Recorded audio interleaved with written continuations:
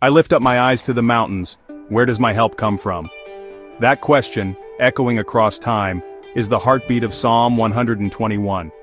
Imagine yourself standing at the foot of a vast, sunlit mountain. The world is quiet, filled with possibility, and you feel small, maybe even a little lost. But as the first golden rays of morning stretch across those peaks, something changes. Nature wakes up, birds burst into song, trees dance in the gentle breeze, and the sky itself seems to open with hope. I know what it's like to face mountains, challenges that look too big, problems that seem impossible to climb, but Psalm 121 reminds me, my help comes from the Lord, the maker of heaven and earth. The one who shaped those mountains, who spun this world into being, is the same one who walks beside me. With every step upward, I feel that strength.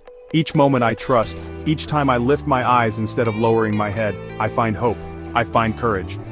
Standing at the summit, arms lifted high, I realized the journey wasn't just about reaching the top, it was about discovering that I was never alone. No matter where you are right now, remember, you can look up, you can reach higher. Your help is closer than you think. Like, share and follow at Bible Everlasting.